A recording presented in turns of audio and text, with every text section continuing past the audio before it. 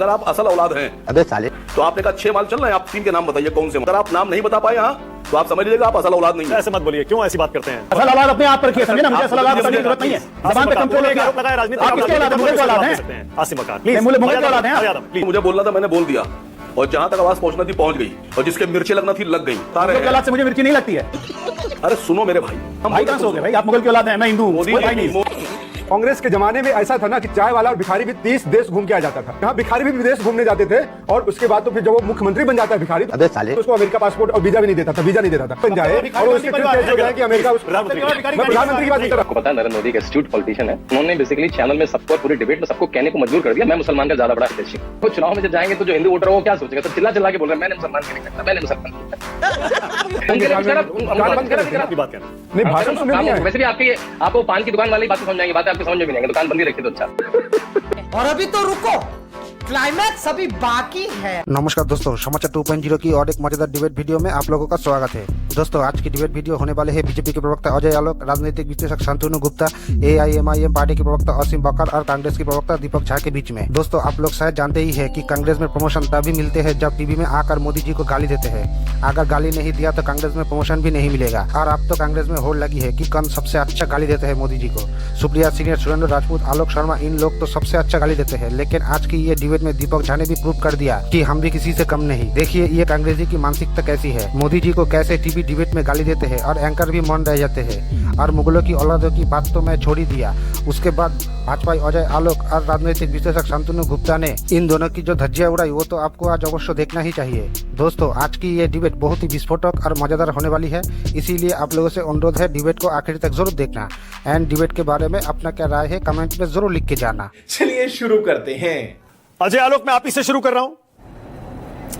प्रधानमंत्री ने जब यह कहा कि मुस्लिम आज पंक्चर बनाने को मजबूर है, क्या कहना चाह रहे हैं वो? और ये वक्फ का उपयोग सही होता तो मुस्लिम पंक्चर नहीं बना रहे होते? समझ नहीं आया, मतलब मुझे कैसे। आइए देखते हैं, मजा आएगा। मानक, सबसे पहले आपको और आपके दर्शकों को बाबा साहब भीमराव अंबेडकर की जयंती की बहुत बहुत बधाई और शुभकामनाएं। और हमारा पूरा राष्ट्र उनको एक नायक की तरह देखता है। और आज बाबा साहब के संविधान की धज्जियां उड़ती हैं जब पहली बार 1954 में इस वक्फ एक्ट को पार्लियामेंट के एक्ट के थ्रू लाया गया।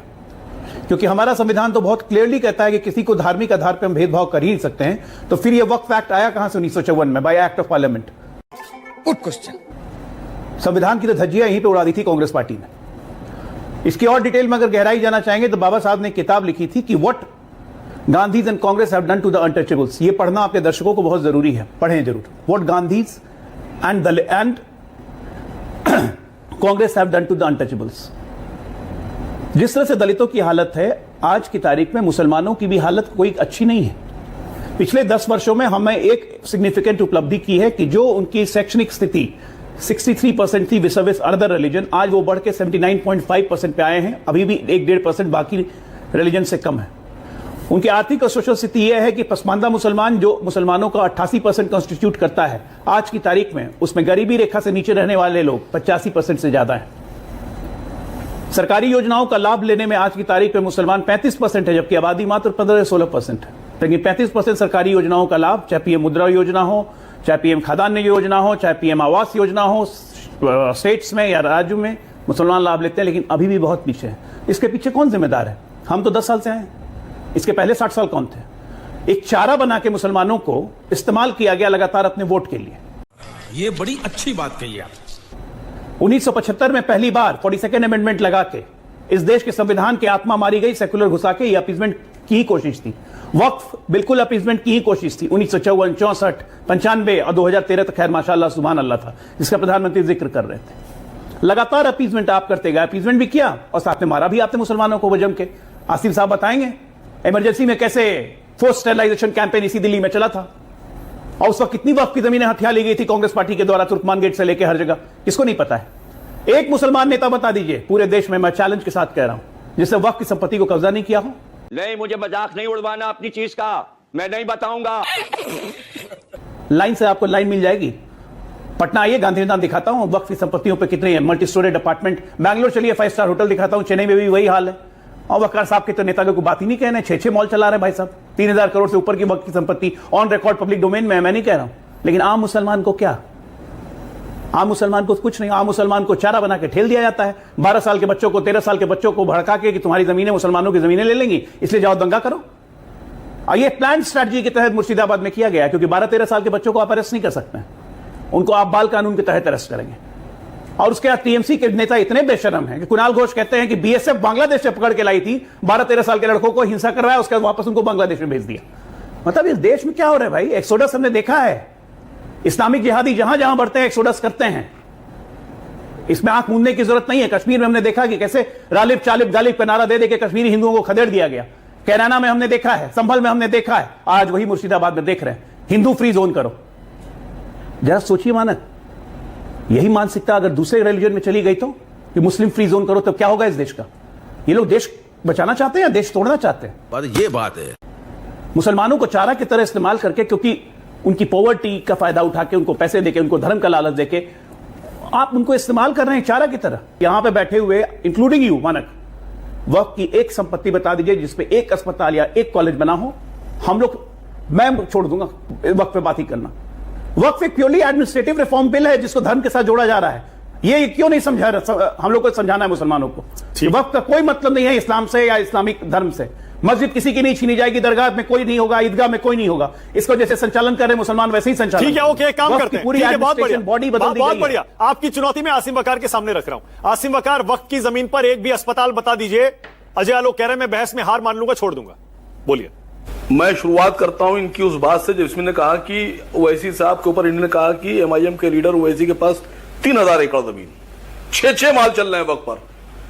3000 करोड़, 3000 असल औलाद हैं। सुनिए, अगर आप असल औलाद हैं, अबे साले, तो आपने कहा 6 माल चल रहे हैं, आप 3 के नाम बताइए कौन से मॉल हैं। और अगर आप नाम नहीं बता पाए यहां, तो आप समझ लीजिएगा आप असल औलाद नहीं है। ऐसे मत बोलिए, क्यों ऐसी बात करते हैं? असल औलाद अपने आप पर रखिए, समझे ना? मुझे असल औलाद बताने की जरूरत नहीं है। जबान पे कंट्रोल रखिए। आरोप लगाया राजनीति। आप किसके औलाद हैं? मुगल के औलाद हैं? आसिम वकार प्लीज, मुगल के औलाद हैं? मर्यादा में प्लीज। आसिम वकार बोलिए। सर, जो मुझे बोलना था मैंने बोल दिया, और जहां तक आवाज पहुंचना थी पहुंच गई, और जिसके मिर्चें लगना थी लग गई। अब आगे सुनिएगा। आप लग गई, मुगलों के औलाद की मिर्ची लग गई है। नगाड़े बजा बजा के बता रहे मुगलों के हैं। औलाद से मुझे मिर्ची नहीं लगती है। नगाड़े बजा बजा के, अरे सुनो मेरे भाई, तुमने बोला, हमने सुना, अब हम भाई कहां से हो गए भाई? आप मुगल की औलाद हैं, मैं हिंदू हूं। मोदी कोई भाई नहीं है। मोदी जी और अमित शाह कह रहे हैं, मोदी जी और अमित शाह कह रहे हैं कि वक्फ की जमीनें सुरक्षित हाथों में चली जाएंगी, सुरक्षित रहेंगी, कोई खतरा नहीं है, बिकेगी नहीं। सरकार की खुद की अपनी जमीनें तो सुरक्षित नहीं है। आप हमारी जमीन बता रहे सुरक्षित है, अपनी जमीनें तो आप बेचे डाल रहे हैं। अगर किसी में हिम्मत है तो मेरी इस बात को इनकार करके दिखा दे। सबको चैलेंज है, पूरे पैनल को, इंक्लूडिंग मानक गुप्ता। अपनी जमीनें तो आप बेचे डाल रहे हैं, लेकिन अस्पताल आप बता रहे हैं 12,000 करोड़ रुपए का फायदा। सुनिए सर, 12,000 करोड़ रुपए का वक्फ का फायदा। नीरव मोदी, मेहुल चौकसी, माल्या, न जाने कितने लोग कितने हजार करोड़ रुपए, लाख करोड़ रुपए लेकर भाग गए। किसी एक को लाइए, लेके आ रहे मेहुल चौकसी लाकर कितना पैसा वापस आए? 12,000 नहीं, 12,000 करोड़ हमको दे दीजिए, मुसलमानों को, बाकी आप रख लीजिए।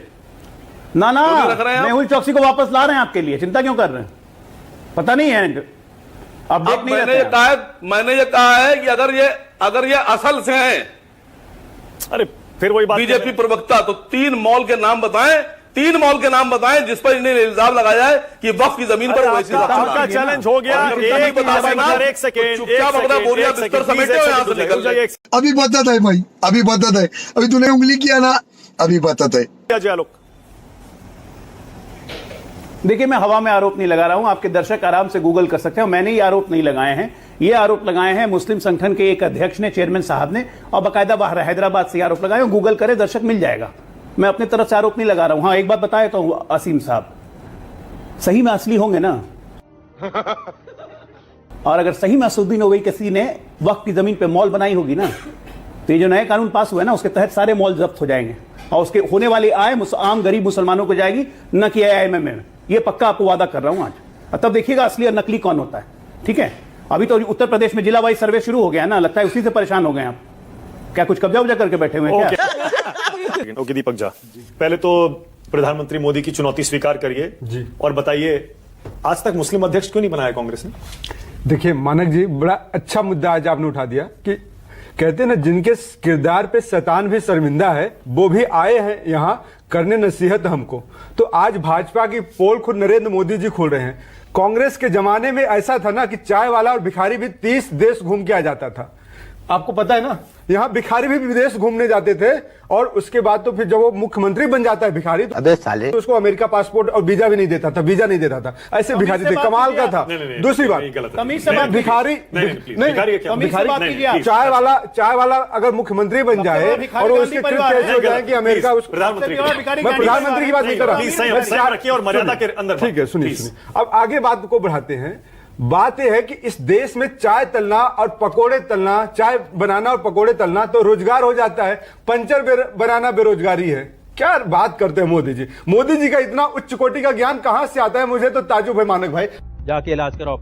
ये इतने बड़े मुसलमान हितैषी हैं कि जब मैं हिंदुस्तान का, हिंदुस्तानियों का हितैषी हूं अजय आलोक, आप समझ लेना। के कानून पे हिंदुस्तान के हर व्यक्ति का मैं हितैषी हूं, चाहे वो हिंदू हो, मुसलमान हो, आपके लीडर भाग गए हो, दलित हो, नहीं कहा राजू गांधी ने यहाँ पे चैनल पे बैठ के नहीं कहता माना कैसे चिल्लाने का तू फलाना है। अरे आप बोलो अब उनसे बुलवा लें, को अपनी पार्टी को टिकट, अब उनसे बुलवा लें, अब उनसे बुलवाइए। ठीक है, अब अजय की बारी है। बोलिए अजय लोग, बोलिए।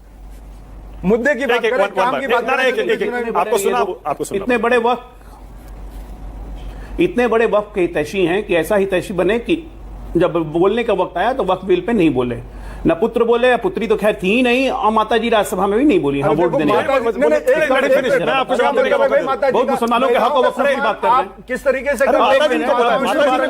शुरू किया है, उछलने लगे। माता जी में कोई दिक्कत नहीं है। माता जी क्या है? किस तरीके से माता जी में कोई दिक्कत नहीं। माता जी ने उनको बोलने तो दीजिए, मैं आपको मौका दूंगा। लोग तो धरती फाड़ के पैदा होते हैं ना बीजेपी वाले। दीपक, ये तो धरती फाड़ के मैं आपको मौका दे दूंगा, एक एक करके बोलेंगे, दर्शक समझ पाएगा। अजय बोलिए। आज झारखंड में इनके एक मंत्री ने कहा कि हमें संविधान से पहले शरिया चाहिए। शाबाश। तो शरिया की तो वकालत थी जो वक्फ बोर्ड आया 1954 में, शरिया को वही खुश करने के लिए लाए थे ना। तमाम जो लॉ बना दिए संविधान से ऊपर वक्फ को कर दिया, वो शरिया के कारण ही था ना। लेकिन जब शरिया करते रहते हैं भाई, तो 1975 में मुसलमानों को फोर्स स्टरलाइजेशन संजय गांधी ने क्यों करवाया था? जबरदस्ती नसबंदी क्यों करवाई थी? ये मुसलमानों को कभी जवाब दिया आपने? नहीं। गुजरात में 2002 के पहले लगभग 70 दंगे हुए थे, कांग्रेस का ही शासन था, क्यों होते थे? कभी जवाब दिया? नहीं। भागलपुर में मुसलमानों को कटवा दिया राजीव गांधी के आदेश पर, ये कंचना जी भी जानती हैं, ये सब जानते हैं, कभी मुसलमानों को जवाब दिया? नहीं। लेकिन मुस्लिम प्यार, भाईजान गजब। अरे आप लोगों ने भाईचारा बना के मुसलमानों को भी चारा बना दिया। हिंदुओं को तो आप कोई मानते ही नहीं थे अपना। अजय, दीपक की उस बात का जवाब दे दीजिए। वो कह रहे हैं कि आप पंचर लगाने वालों को हीन भावना से क्यों देख रहे हैं? जानबूझकर देख रहे हैं आप, क्योंकि वो मुसलमान है। हम पंचर लगाने वालों को, एक मिनट, हम किसी काम को हीन भावना से नहीं देखते हैं, पलट गए। लेकिन क्या पंचर लगाने वाले को अधिकार नहीं है कि इस देश में 70 साल में वो पढ़ लिख के आगे बढ़ सके?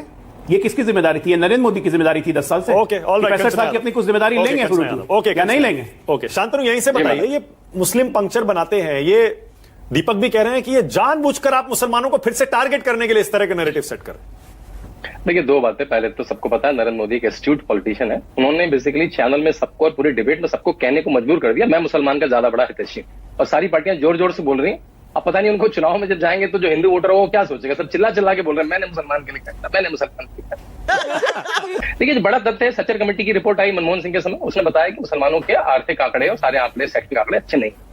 और मुसलमानों का वोट किसे मिल रहा है? पिछले 70 साल कांग्रेस को मिल रहा है। यानी मनमोहन सिंह की सच्चर कमेटी बनी, उसने कहा कि 70 साल में केवल वोट लिया है, काम आपने कुछ नहीं करा। कांग्रेस ने देखिए एक फॉर्मूला निकाला कि हिंदुओं को जातियों में बांटो, मुसलमानों को अपीस करो, उनको भी काम कुछ मत करो। उनको वक्फ बिल दे दो, शाहबानो दे दो, place of worship act they दो, माइनॉरिटी कमीशन दे दो, ऐसे कोई लॉलीपॉप देते रहो, लेकिन काम उनके लिए कुछ मत करो। तभी उन्होंने खुद ही प्रूव कर दिया सच्चर कमेटी से कि भाई आर्थिक स्थिति खराब है। उसी आर्थिक स्थिति खराब को एक कहावत में बोल दिया नरेंद्र मोदी जी ने कि पंचर बना रहे। हर सेक्शन संस्था से लेकर सब जगह उनके आंकड़े नीचे हैं। तो उन्होंने करा क्या? केवल वोट। आप कह रहे हैं कि कांग्रेस ही तो बनाएगी, कांग्रेस ही तो बनाएगी। जब आप वोट उनका ले रहे हैं 70 साल से, तो कुछ करिए उनके लिए, जो करिए उनके लिए कुछ। तो आपने नहीं करा। इसी बात को उन्होंने कह दिया कि भाई आप उनका वोट ले रहे हैं 70 साल से, हम भी सुन लेंगे।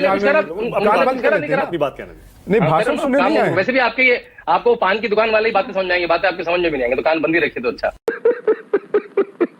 जनता के भी आपने कान बंद रखे, तभी जनता की आवाज भी नहीं सुनाई दे रही।